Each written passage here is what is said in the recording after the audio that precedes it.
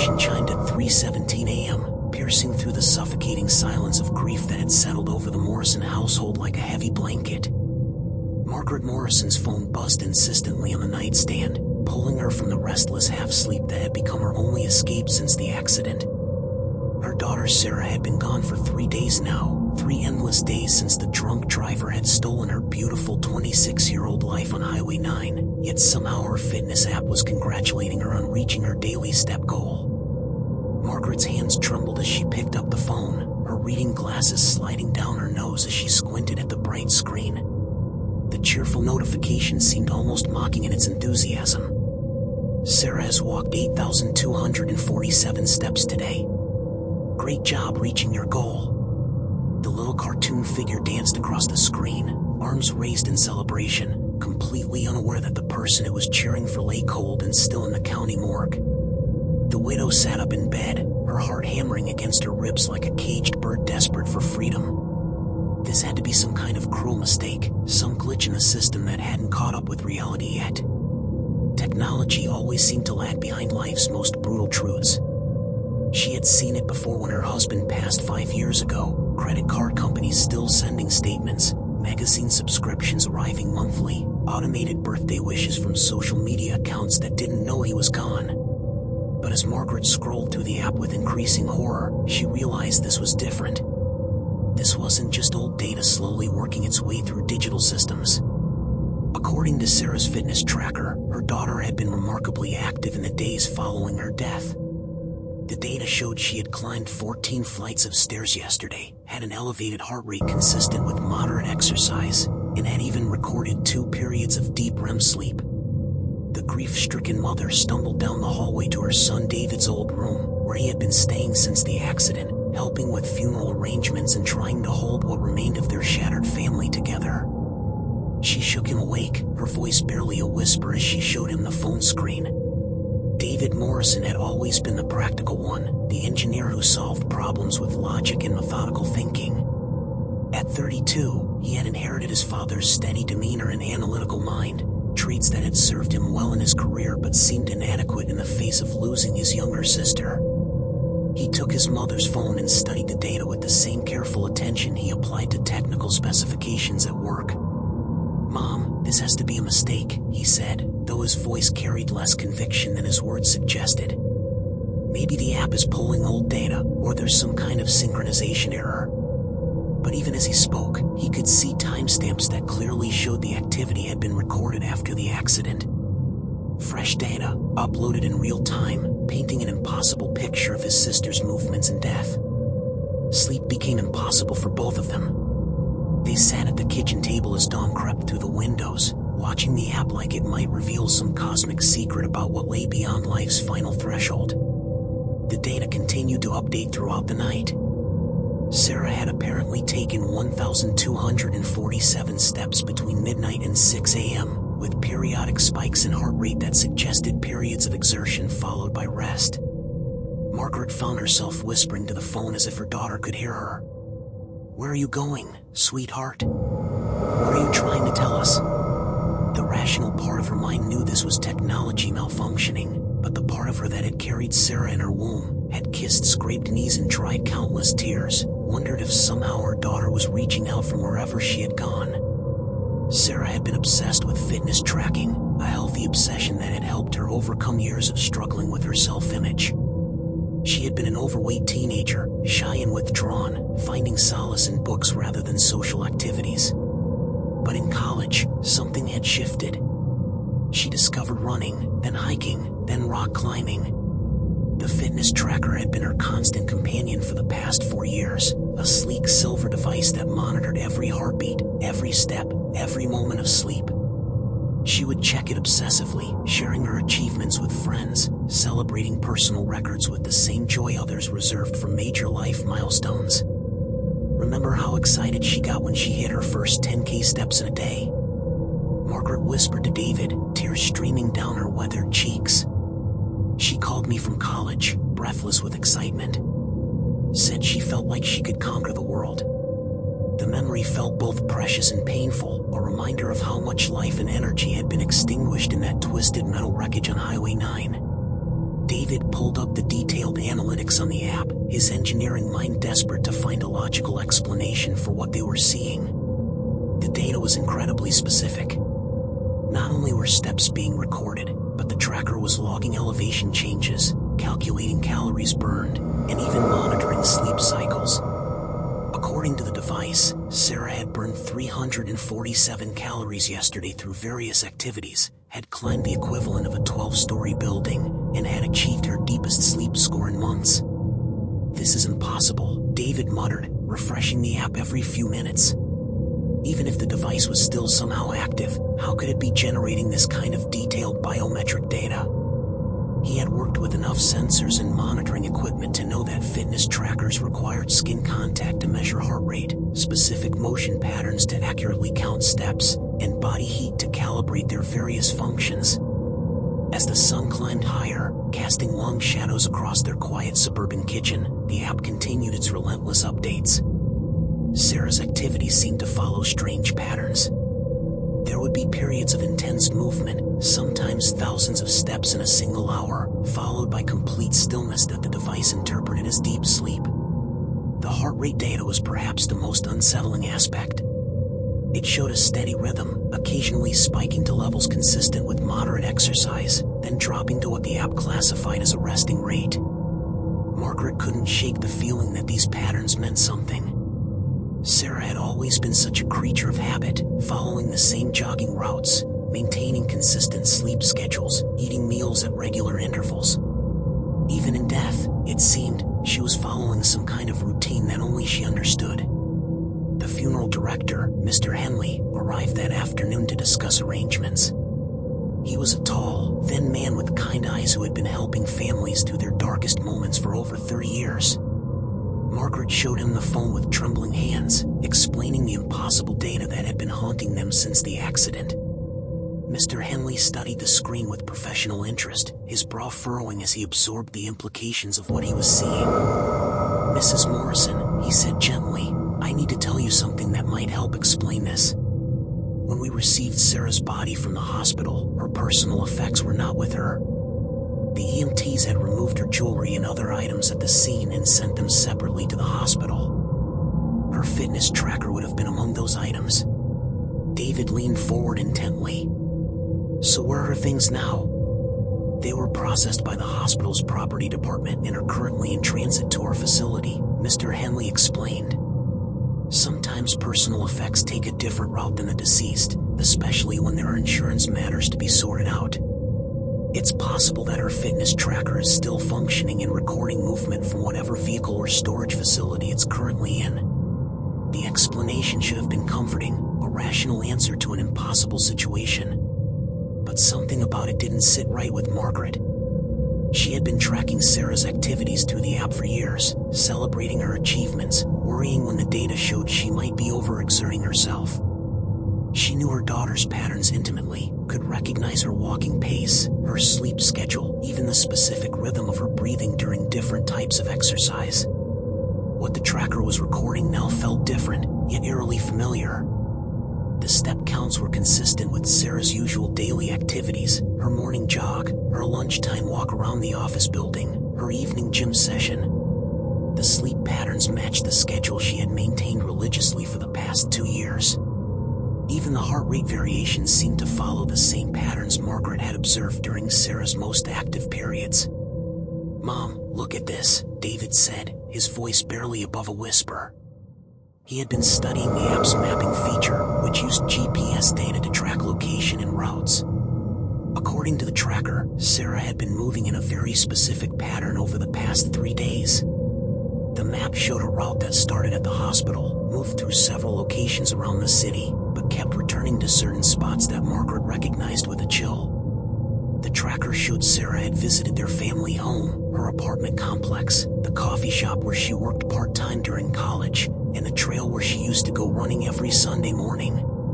These weren't random movements of a device being transported in a vehicle. This was Sarah's life mapped out in digital footprints, as if she were retracing the places and routines that had defined her existence. David called the hospital directly, speaking to the property department about Sarah's personal effects. The The conversation left him more confused than before. According to the hospital records, Sarah's fitness tracker had been logged into their system and placed in a secure storage area 3 days ago. It should have been inactive, sitting in a plastic bag alongside her wallet, keys, and the silver necklace their grandmother had given her for her 21st birthday. The device should be completely inert, the hospital administrator explained over the phone. Our storage facility is climate controlled and secure. Nothing should be causing the kind of movement or stimulation that would trigger a fitness tracker sensors. She paused, then added with obvious discomfort, though I have to say, yours isn't the first call we've received about unusual activity from devices belonging to deceased patients. That revelation sent ice water through David's veins. What do you mean? This has happened before? In the past few months, we've had several families report strange data from fitness trackers, smartwatches, and other wearable devices, the administrator admitted reluctantly. Our IT department has been investigating, but they haven't been able to find any technical explanation for the phenomena. Most families eventually stop monitoring the devices, and the activity gradually decreases over time. After hanging up, David shared this disturbing news with his mother. The knowledge that other families had experienced similar unexplained activity should have been reassuring, proof that this was some kind of technical glitch affecting multiple devices. Instead, it made the situation feel more ominous, as if they had stumbled into something far larger and more inexplicable than a simple malfunction. Margaret spent the rest of the day obsessively monitoring the app, watching as Sarah's virtual presence continued its mysterious activities. The step count climbed steadily throughout the afternoon, reaching numbers that were impressive even by Sarah's ambitious standards. The heart rate data showed periods of intense activity followed by what appeared to be restful meditation or sleep. As evening approached, something changed in the data patterns. The movement became more erratic, less consistent with the steady rhythms they had observed over the previous days. The step count would spike dramatically for short periods, then drop to 0 for hours at a time.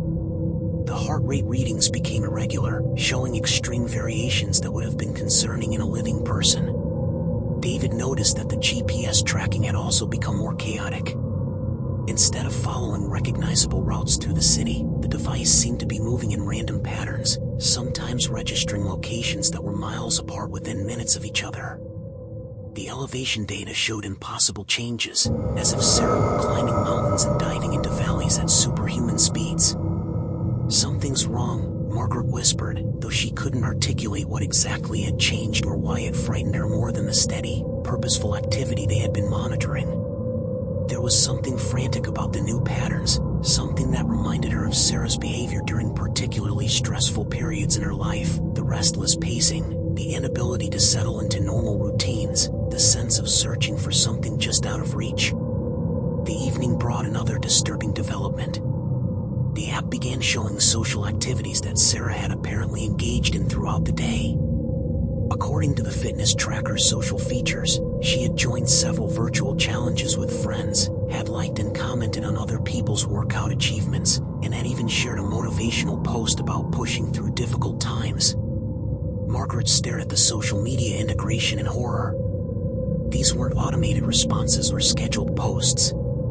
The comments were personalized, responding to specific details in her friends' workout updates. One friend had posted about struggling to find motivation after a difficult breakup, and Sarah's account had responded with encouragement that was both specific to the situation and written in her distinctive voice.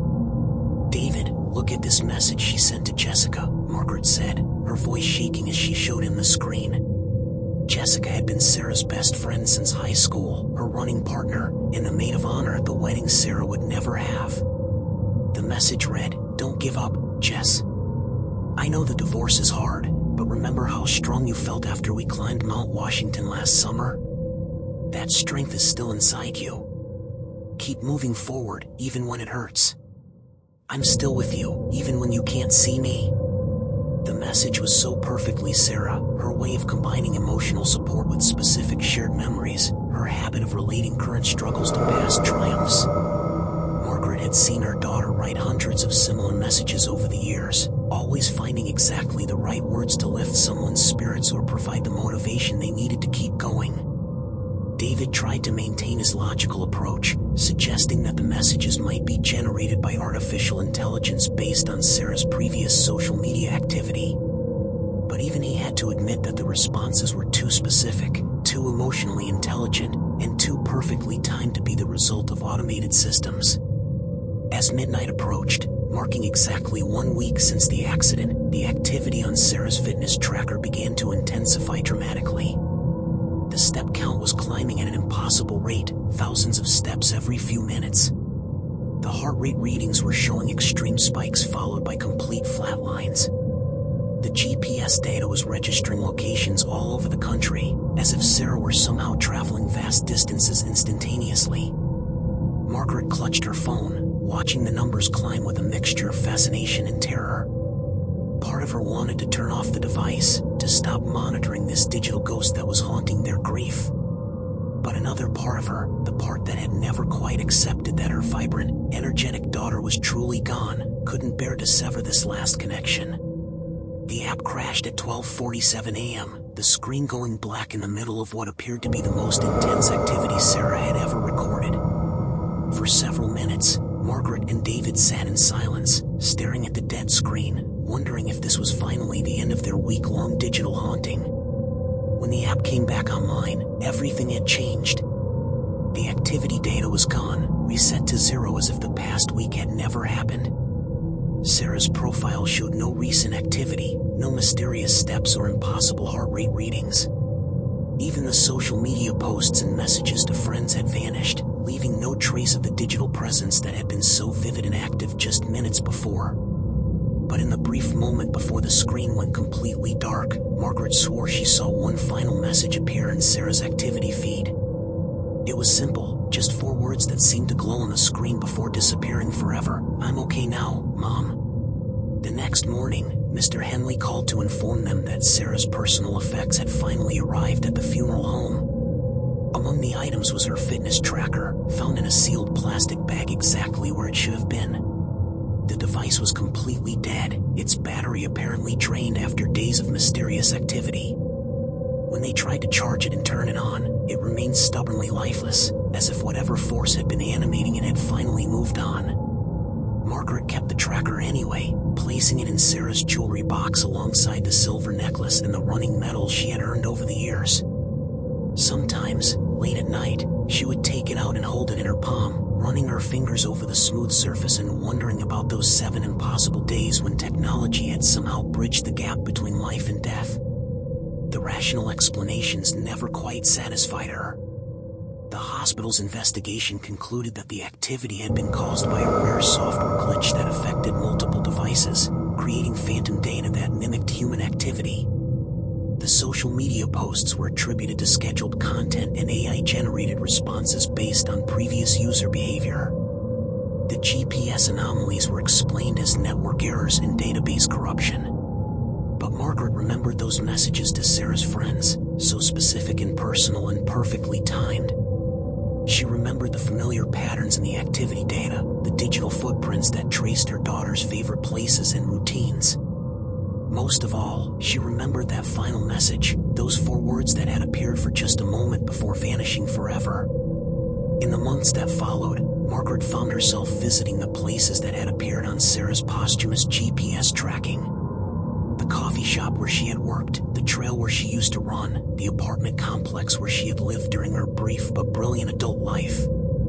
At each location, she felt a strange sense of peace, as if Sarah had indeed returned to these meaningful places one last time before moving on to whatever came next. The fitness tracker remained silent, its screen dark and unresponsive.